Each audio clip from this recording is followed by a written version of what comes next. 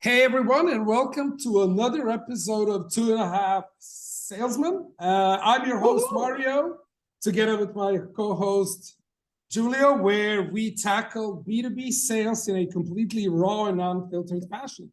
Julio, my man, how you doing? Not bad, man, not bad. I'm showing off with the Steve Jobs looks today, I thought, why not? Why not? I see that you're rocking it, man. I'm Italian, man. We can get away with you. You have to look phenomenal every time. I mean, that's exactly. When you are born, like with your birth certificate, there is a special field that says must look great all the time. Yes. Like that's what I strive for. That's what I strive for. I mean, like if you can win them with the looks, then half the way done, right? Yeah. It's been said beautiful people get like they do far better in life. That's why I never did anything. Yeah, I wouldn't know anything about that either. Don't worry. All righty. So in today's episode, ladies and gentlemen, we are talking about a very hot topic, especially in the recession, or with the recession, or with sales being harder to get, and that is oh, I'm choking. You see, this is it's how to set and achieve sales goals, or how to set your goals for the team if you're a manager, and then how to make sure that your teams achieve them. And I'm guessing we will kind of have two different sets of what we will talk about. One is a little bit aimed towards the top of the funnel, so outreach, so for the SDRs, love for the SDRs, and then the other one for the account executives, right? So kind of the SQL to close, as you would say. So, Julio, wanna open it up? Yeah, 100%. I'm gonna start very controversial today. Oh, very controversial. Ooh, I am okay. I'm ready. Look, I am getting so annoyed with all the posts on LinkedIn about we need to reduce quotas. It's really hard to hit them. Guys, come on, this and that. And I'm like, it's not like it's a recession and the business is gonna say, okay, guys, let's just cut the quotas by 40%. Well, then people would eat even less of the quota, that just doesn't make any sense. So obviously, like, yeah, there's a recession, but the first answer shouldn't be let's reduce the quota. It should be like, we're gonna have to work harder. Surely. That's my very controversial start. All right. It is a bit controversial because it kind of goes against the salesperson, right? Absolutely. But I'm because in favor of the salesperson. The salesperson should be relying on themselves, not the company reducing targets. Well, my stance on setting quotas, right? So we can go into specific goals and metrics and stuff like that, and we will go into those. But I always had an issue someone else setting the quotas for salespeople, right? Especially the seasoned and established one. Like if you're working a year, or even a little bit longer, like year and a half, 2 years in an industry, both as an SDR or as an account executive, I mean, what is realistic, what is attainable, right?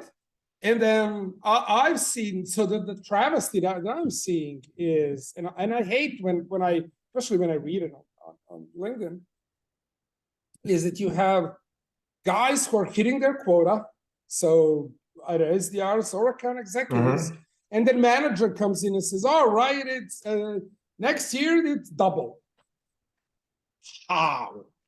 Of course, okay, but that's how? nonsense.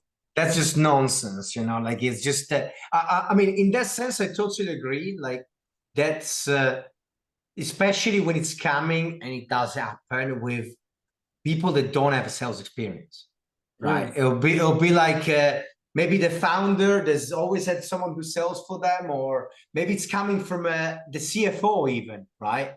oh, we need to double the sales, otherwise we won't make it. It's like, well, that's not going to work like that. So obviously, I completely get that. That's the target setting needs to be done carefully, and you can't just double from one year to the other overall. Like, especially when the commission is tied to it.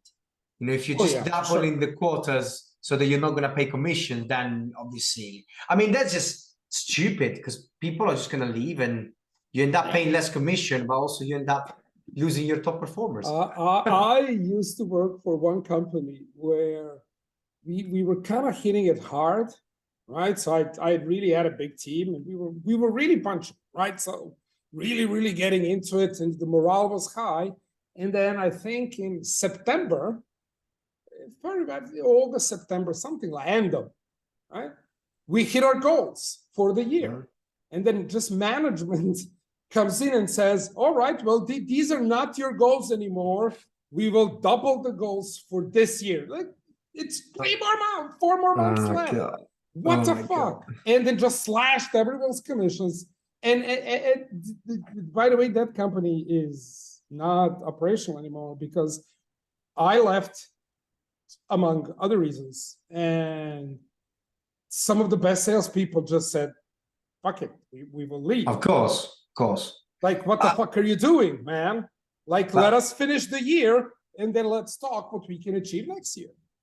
It's just, but look, cutting commission, you're really only ever fucking the top performers. Because the low performers don't make that much commission anyway, right? So, I mean, yeah, okay, you the mid ones are also screwed. But generally, whenever, like in my previous company was mental, because we had the opposite. You had the more you build, the more the commission went up. Right. So you were really motivated. There was a point you would get 40% commission. Ooh. Right. That's like I never had 40%. But this is recruitment, you know, so it's the commissions there were insanely high. But yeah, absolutely. So when you have a situation like that, it's obviously anyway. Like we're digressing as usual. We do tend to ramble. Absolutely. Going into rants. Yes. All right, so let's tackle a little bit about like specificity of the goals, right? So we do have SDRs, God bless them. We have account executives, right? So let's talk about goals for these two, but let's talk about it from two different angles. One is being the angle of the salesperson, him or herself, right? So if I'm an SDR or account executives, what are some of the goals that I need to set for myself, right? And then let's look at the same thing from the management perspective. Okay, so look, I manage quite a lot of B2B sales people. I go to the point probably of a 300 mentor, and I always, the way I see it, the management of from the lower, like bottom up, it should always be on the controllable targets. So what is it that I can control? So for example, I wouldn't target myself. So still now, I don't target myself to get a set amount of meetings. I target myself to get a set amount of conversations because I know I can make that happen, right? And then I can figure out, are my conversations shit? Are my conversations good? You know, and then I can work on that. But I know if I have 5 conversations a day, I usually go towards the KPIs that I should be looking at. Yeah. I mean, this is actually a really good point. Well, a really good way of thinking, I would say, because apart from, so these are what I call like results-oriented goals, right? You have a lot of these like performance-based where do a set number of calls per day, or send a set number of emails. And in my opinion, these are okay, but in a sense that, okay, how many calls, emails, LinkedIn actions I need to do per day in order to have 5 conversations a day? So what do I personally? So I would, if I was ever an SDR, I would think that way, right? So what I need to do in my day-to-day to get to the 5 conversations. Yeah, I totally agree in the sense that this is what you got to do is break down the metrics, right? So you Yeah. break down the process so you Yeah. can, it's like going to the gym, right? It's like how much do I have to run? How much do I have to weight lift? What's that? What input do I need to put? Input is the right word. What inputs do I need in order to get a specific output? And some days it's not going to work. Some days it will work, which is why like I don't like a lot of all this post on LinkedIn about, oh, you know, like guys, let's stop thinking about how many calls a day you make. I quite like to know how many calls a day I make. It gives me an idea of the inputs, right? And I agree that you shouldn't micromanage the crap out of people because that doesn't work either. But it does help to have the metric of the inputs clear. Yes. Yes. One of the things that I keep seeing is, oh, you should do this amount of calls, or you should do this amount of send this amount of emails and stuff like that. But generally, I don't think those are, or that line of thinking is helpful for me. If I'm looking at top bottom, there are only two metrics that if I'm a sales leader, I would care about. That is opportunities created when it comes to the SDR, and then for account executives, money in the bank. Simple. Or even money in the bank, period. Yeah, or accounts receivable, right? So how much I'm signed, and that will come sure, of course. So you can, that's a kind of a lower strength metric. Everything else is either what I call vanity metrics, or it is you use it to optimize yourself. Absolutely. I think we've had this conversation before, and you were mentioning that sometimes it's just so simple to align the organization, right? And the way I see it, generally, for a goal, if it's so complicated that you can't explain it in 2 sentences, then probably it's not going to work. You know, if I need a spreadsheet to calculate my commission, it's not a good thing. That is not a good thing. I completely agree. One of the companies where I worked, enterprise, they send me, as you said, a spreadsheet with 20 different tasks I need to do in a month in order to earn the variable, the commission, right? And I'm like, what the fuck, man? Did you bring me here to sell, or what are we talking about here? Right? Like there was, and when I raised, when I raised the issue and I explained, look, like you want me to do this. This has nothing to do with performance. You want me to do this? This is nothing to do. Nothing to do. Like I just killed like 80% of all the incentives. Luckily, they listened and they just said, "All right, money in the bank." Look, man. Like, okay, let's just give this as a big guideline. Is like, make it simple, man. Yeah. There's a reason why startups and scale-up have got such good growth potential. It's because they don't have to deal with so much bullshit. You know, it's just about, this is what you gotta do, guys. I remember one time that my previous owner came and it was like, guys, target this year is very simple. I want us to double the revenue.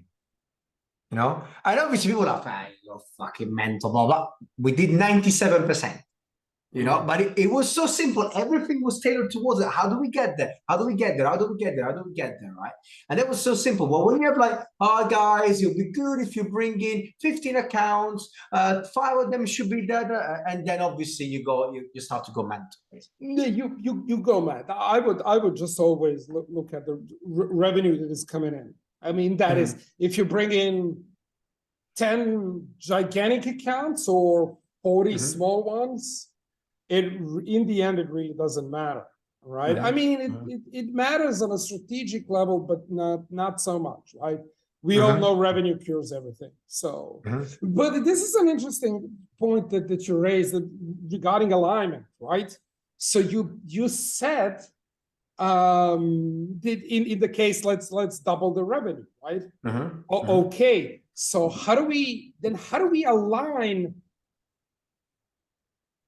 whatever sales is doing mhm, in order to double the revenue with mhm, what marketing is doing, what client success is doing, and what product is doing, mhm.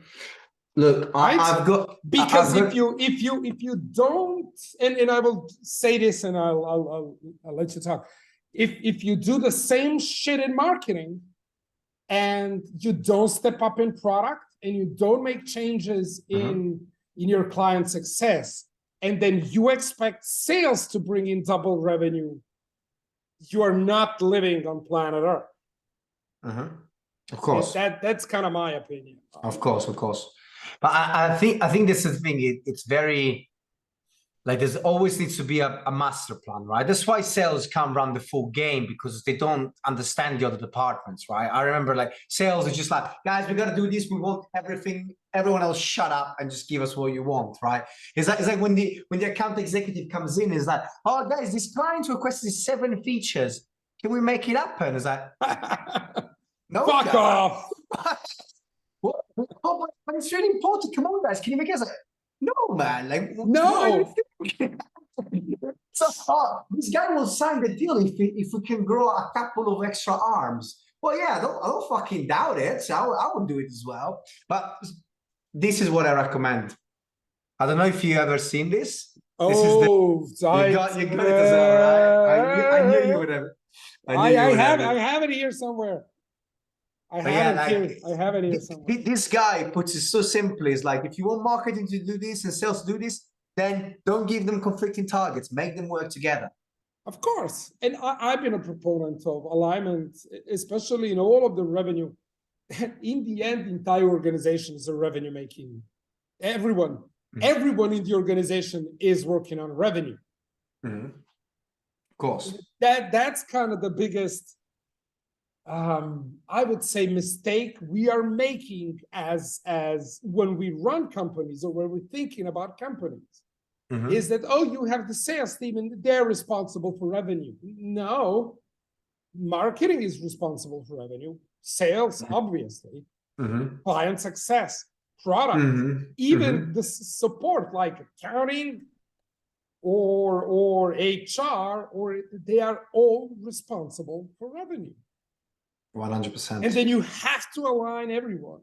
So if you go to sales and say, next year we are doubling your quota, my first reaction is, oh, okay, so how are we gonna support this goal via marketing, via client success, and via product? So what are we doing in order to double it?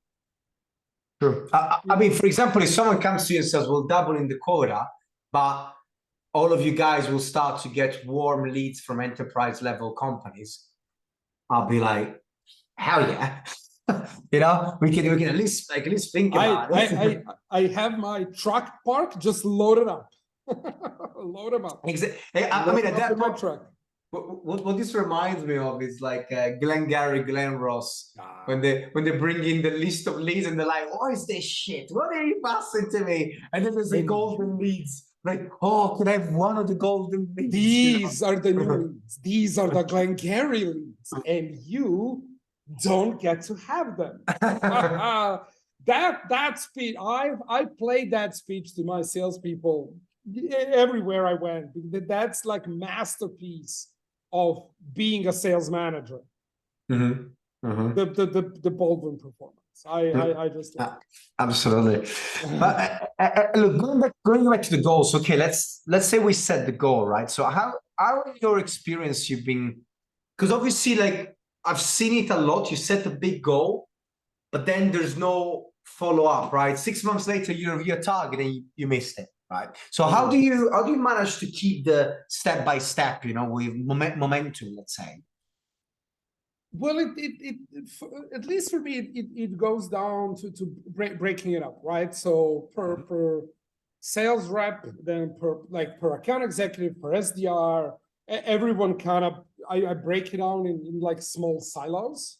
Mhm. So I always go backwards. So let's say that, all right, we have to make, I don't know, 1 million yearly or Mhm. 200,000 per month, like Mhm. new. All right, so if we need to make 200,000 per month, how many account Mhm. executives do I have? All right, so Mhm. then this is how much everyone needs to close. So in order to close that, we need this amount of conversation, this amount of leads, and then it definitely comes you having excellent sales up or even better Mhm. revenue ups to Mhm. feed you the data, to feed you as a sales leader the information that you can make Mhm. a decision, Mhm. right? Mhm. Yeah, I mean, absolutely. the revenue will not double magically. That's never gonna happen. It will, but it needs like an extraordinary set of circumstances, Mhm. Of course. right? So I would always go backwards. Okay, so what is the overall goal? What it each AI has to do? And I look at the market, I look at the maturity of the market. That's also Mhm. very important. And Mhm. then I go from there. Absolutely. Okay. Yeah, it makes sense. So basically, what you're saying is you break it down, which again is kind of what we discussed earlier, right? Breaking down the inputs even you might be able to break down. And then you get the data to support and manage it along the way, right? Yeah. Yeah. And how often do you how often do you review? How do you go about the actual like day-to-day goal management? How do you review it? How do you manage that? This is a very good question. I would say so in the past, it depended company by company where I Mm-hmm. worked as a sales leader. Usually it's either on my weekly pipeline reviews or Mm-hmm. bi-weekly pipeline reviews. Okay. Okay. Right. So Good. I Yeah. always do at least 1 hour pipeline review. So Mm-hmm. I don't spend time on, hey, did you update the CRM or did you do it did you put it, did you log everything in and stuff like that. So Mm-hmm. I usually my sales ops does that. Mm-hmm. So we call it Mm-hmm. technical pipeline, right? Mm-hmm. Okay. So but what I do is let's when I'm working with account executives, what are the the deals that you think will close this month or are Mm-hmm. close to closing? Okay, Mm-hmm. why? Who are we Mm-hmm. talking to? What are the issues? What are the pains? Mm-hmm. Who else we need to be talking to? So I basically do the Mm-hmm. entire pipeline review Mm-hmm. in a deals that are most likely to close. Mm-hmm. So pipeline management on a regular basis as well. Oh, Okay. for sure. And then the salesperson has it all the time in front of them. This is what Mm-hmm. I need to do in order to close. Mm-hmm. Yeah, I remember one thing I really liked from my previous company that we implemented was on the internet. You would open up the first page, and always show up as your targets, your weekly targets, your monthly targets, and so you would always have it there, kind of as a reminder. I think visualization is quite crucial to get things done as well. So Yeah. I think that's a very important step. Um, But there's how one. would you so yeah, let me ask you this. I mean, this happened in one of the companies that I work with, and I had an issue, and I eventually left. Um, maybe not for those reasons, but they kind of compounded to it. But it's if you just talk about numbers, Mhm. then salespeople burn out quickly. Mhm. Mhm. So if my only talk with you as a salesperson is about the deals and is about the numbers and how much will you close and Mhm. what is coming in, what is coming out and stuff like that, then they will if we continue this, they will burn out soon if there is no, I would say, Mhm. purpose to it. Mhm. Well, actually, that's literally the question I was about to ask. Is Ah, that like, how do you feel about the personal goals? Like mm, we always would have first the personal goals. So what is it that they, and this could be really granular, like I want to work 2 hours less a week. I want to get the money to put down for my mortgage, be something that really matters to them on the personal level. And then we tie that into their actual targets. Because that's what really we saw that made the difference. Because if you talk to somebody, you make some more money, but okay, but what do I spend the money on? If you talk to someone, what is it that you want? Well, I want to drive a Jaguar, right? Okay. Are you sure about that? Is that the most important thing? Is that, hell yeah, if I drive a Jaguar, blah, blah, blah, I'm not going to get into the mental health situation of You someone's do life realize goal. Jaguar is not produced in Italy, right? Is it? I don't even know, man. I'm not really a car person, to be honest. That's not an Italian car, man. But yeah, but in any case, like it's generally the logic of how do you tie the personal to the professional, and that's when people actually become self-motivated, right? I learned this years ago, like over 10 years ago, when I did a pipeline review with one of my account executives. And we were, and at one point, I worked there for a bit of time, and then I get to know them all, and then we went out to dinner. So we were kind of having like a very honest, like friend to friend moment. And he says to me, well, I bought my dream house. I'm married, have 2 kids. I just bought a new car. What else is there in life? Is that when you talked about Vegas and the strippers? Snorting coke, I don't. Next level. Yeah, but this was kind of a wake-up call for me, right? Because all of the time we, as you said, tie the goals to what do you want to spend the money on? But then we don't get into the why. Like, why would you do that? Why? What is the value behind it? Like, what do you want to actually achieve? What keeps the fire going?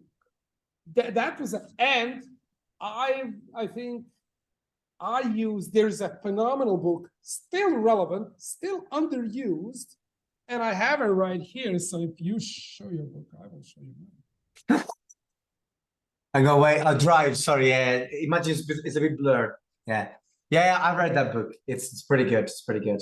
It's I think 2006 or 7 or something like that. I don't know. I need to check. Still relevant today, even after 15, 16, 17 years ago. Absolutely. That's where gamification is coming from. Learning from gamification and all of this is also tied into that. I think it's 2006, 2007. I think it's 2006. Yeah, something like that. I remember I checked it as well. So it looked really new when I read it. I was like, oh wow, this is such a new book. 2009. Like, okay, yeah, exactly. It's still 13 years old, 13 years old, still relevant, still underused, because I see managers and CEOs motivate people by money. And then so we've gone a little bit into sales motivation, right? But we cannot talk about sales goals and achieving them without touching this subject, right? I mean, if you are a shitty salesperson not achieving your quota, it doesn't matter. But if you're a top performer and you're crushing it, at one point money stops mattering. Money, 100%. Yeah. So if you're a manager that only waves carrots and sticks, you now have a problem, because your top performer doesn't give a shit about the carrot anymore. Yeah, absolutely. That's like fat bank accounts are the death of salespeople, generally speaking. You always want to have as little money as possible to push you through. Actually, that's a reminder. I need to spend some more money. I think I'm too comfortable. I'm too comfortable. Hopefully on an Italian car. But dude, I don't drive anymore. Like, you don't drive? Oh my god! No. I hate driving. Like, I was given a company car, like for my previous employer, a very nice one, and I was like, I don't even want to drive this. So it was pretty awkward. I just bought a Merc. So, you know, German engineering. I mean, generally Germans are pretty good at cars. I mean, Yeah. you know, they compensate. You know, good at cars, better food. You know, it's kind of like a trade-off. They do have Scheiße food. Yeah. Mm. But yeah, I mean, sorry to all the Germans listening. I love you. I love you, Germans. I work for a German company, and I honestly love working with Germans more than anyone else. So this is just a friendly jab, a friendly jab, right? Yeah, man. I mean, we can during these talks. So I mean, we could go into very specific either techniques, so you can set key performance indicators, you can set SMART goals, you can set OKRs. Like you can do whatever freaking system you want, but without the underlying motivation, I mean, that's nothing. That really doesn't matter, right? My theory is, in the end, most salespeople actually want to do the job really well. I agree. Well, I don't know if I agree actually. I would say most. I didn't say all. I'd say most. I would say half. I would say half, because look, statistically, and this is pure statistics, like there was 42% of salespeople happened to the job by mistake without wanting to get into sales, right? And I think if you go ask how many sellers actually enjoy selling, it's probably not that high. And at the same time, you go, how many sellers are in it for the money? Because this is the problem. Once you get into sales, you can't go back to working somewhere else where you're going to make a third of the money. You just, because your life is now augmented to such a high level, right? No. I made my first, well, for the country where I live, when I was 26. Never looked back. Like I was making 4 or 5 times more than my software developer buddies. I don't know, 16, 17 years ago. This is and then you can never go back. I could never go back. I did study software development, but I don't want to write code. Track that. True. But yeah, so anyway, going back to motivation, because again, of course we're getting sidetracked. Like going back to motivation, I think there's, as a sales manager, there's got to be 2 things on your mind constantly. Is like really understanding the baseline motivation of the person. So really understanding what is it that this person wants from the job, from us, etc. But also always understanding that people will leave. You know, the market is fluid as fuck. So I think starting to build, and you know, your top performer, if they're really good, eventually a big player is gonna snatch them up. If you're working for a big player, eventually they'll get bored and start their own business. You know, or whatever. So there's always gonna be something more. Like people just get bored after a while. So I think the median tenure of salespeople is like, I think it used to be 5 years, but now it's been around 3. So you gotta constantly be thinking about what's the pipeline looking like, basically, of people. Yeah, and it comes down to one of my favorite authors all time is John Maxwell. He's like both motivation but also leadership. He says everything rises and falls on leadership. Basically, people don't lead companies; people lead people. So if you're a manager and you have a high turnover, maybe it's time to face the music. Maybe you are what is the problem. Time to look in the mirror. I am, you notice, I'm like a huge fan of sports, specifically NFL and a little bit of NBA. But it goes down to every sport. Like when a team is having a losing season, they don't fire all of the players. They fire the coach. They fire the general manager. They fire the leadership. They don't fire the players. Unfortunately, I'm seeing it over and over again that this is not the case in business. True. I mean, it's, well, especially the point is that people are quite good at playing, how do you call it? Playing politics generally. Someone else's fault. someone else gets the blame for it, etc. I remember I quite like my previous company because what it would be is like you're fundamentally responsible. They didn't even care what was the reason. It's like either I give you the responsibility or I don't. If I treat you like a kid, then I'm not going to pay you the money that I would pay a leader. If I'm paying you a leader money and I'm giving you leader responsibility, then it's your fault, no matter what happens, excluding like COVID situations. Okay, like maybe that's something that everyone can take the foot of the gas a little bit for 3 months. Maybe if you don't hit that target, it's okay. You know. All right. Well, this was a fantastic conversation, man. I do enjoy our talks. As usual. This is a very hot, and we will, so to all of you who's kind of stuck so far with us, we will revisit this topic, I would say sooner rather than later. Hopefully, maybe not in next episode, but in 2 episodes, we will have a special guest. So kind of stay tuned. We have a really cool topic lined up. I can't wait to record that and to show you guys. Nice. I'm looking forward to it as well, mate. Yeah. All right. So take care, everyone. Stay healthy, stay motivated, and go and sell something. Ciao, ciao.